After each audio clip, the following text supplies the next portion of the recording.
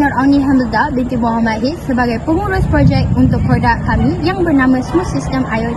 Manakala saya, Nur Roshika binti Razli adalah sebagai perekat grafik. Dan saya, Muhammad Zafran dan Muhammad Syauqi sebagai jurutera pembuatan. Matlamat pembangunan Lestari 9, SDG 9 ialah industri, inovasi dan infrastruktur bertujuan membina infrastruktur yang kukuh, mempromosikan industri yang menyeluruh dan merangsang inovasi. Matlamat ini juga seharusnya tidak hanya berfokus kepada industri, bahkan juga kepada pengguna kediaman supaya matlamat itu dapat dicapai dari akar umbi. Penggunaan teknologi dalam aspek pertanian moden, sama ada di industri atau di tempat kediaman, boleh dikaitkan dengan penggunaan teknologi maklumat secara aktif bagi setiap elemen aplikasi IR 4.0. Smart System IoT adalah singkatan bagi Smart Farm System Internet of Things yang dicipta bagi menginovasikan sistem pertanian pintar sedia ada dengan memperluas pasaran di peringkat domestik berasaskan reka bentuk mesra pengguna dan kos yang lebih murah.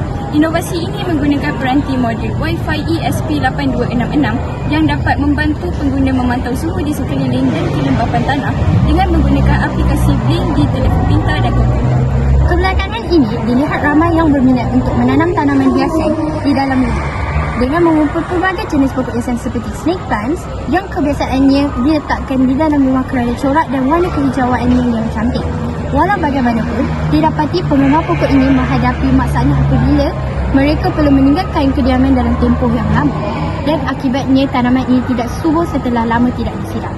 Justru itu, kami mengambil inisiatif untuk menghasilkan inovasi dengan membangunkan satu sistem yang mengaplikasi teras IR 4.0 iaitu Internet Benda IoT dan pengkomputeran awan bersama peranti penderia dalam menyelesaikan masalah ini yang dapat memudahkan urusan mereka. Objektif kajian untuk produk kami adalah membantu pengguna yang memerlukan penyiraman tanaman secara automatik apabila mereka perlu meninggalkan kediaman dalam tempoh yang lama. Selain itu, memudahkan pengguna menguruskan tanaman dengan lebih efektif dan efisien melalui penggunaan aplikasi Blink di telefon pintar atau komputer pintar. Tambahan lagi, ia juga untuk memastikan tanaman sentiasa dalam keadaan sihat dan sihat. Sepanjang pelaksanaan projek ini, kami menggunakan model ABI terdiri daripada 5 fasa iaitu Analysis, Design, Development, Implementation dan Evolution. Model ini bertujuan menghasilkan sebuah reka bentuk yang stabil dan berkesan. Proses pembangunan projek ini melibatkan 3 bahagian iaitu input, proses dan output. Peranti masukan terdiri daripada penderia yang berfungsi untuk menerima dan menghantar isyarat kepada mikro pengawal untuk menjalankan proses yang ditetapkan. Manakala tindakan akan dilaksanakan oleh peranti keluaran iaitu pam, air dan juga pebaharan link.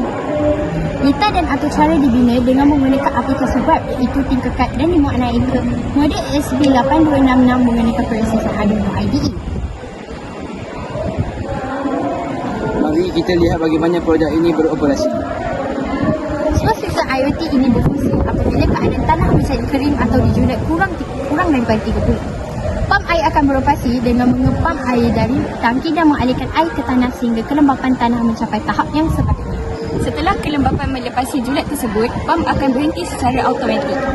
Sistem ini mampu dimiliki oleh semua pengguna kerana kos yang lebih rendah berbanding sistem IoT yang digunakan dalam industri pertanian. Tambah lagi, saiz dan reka bentuknya yang kecil memudahkan pengguna menggunakannya di mana-mana. Selain itu, ia mudah untuk disimpan apabila tidak digunakan. Berdasarkan keputusan dari ujian dan soal selidik yang dijalankan, menggunakan skala Likert, didapati penerimaan responden terhadap produk ini sangat memberangsakan. Mereka berpendapat produk ini dapat membantu memudahkan penjagaan pokok bagi mereka yang tinggal di kawasan bandar, terutama yang berkejaya dan perlu berada di luar kawasan dalam tempoh yang lama. Pengguna juga amat berharap agar produk ini dapat dipasarkan dan dijual dengan harga mampu milik berdasarkan kos pembangunan projek dan pengurusan yang rendah. Produk ini boleh diimplementasikan sebagai pertanian bandar di mana setiap kediaman berpotensi untuk mempunyai kebun mini yang berteknologi. Harapan kami terhadap produk ini, ia dapat dipatenkan dan boleh dipasarkan bagi merealisasikan hasrat pengguna. Tambahan lagi, kami berharap produk ini akan menjadi sesuatu kewajipan kepada industri pertanian ataupun kepada orang awam. Sekian, terima kasih.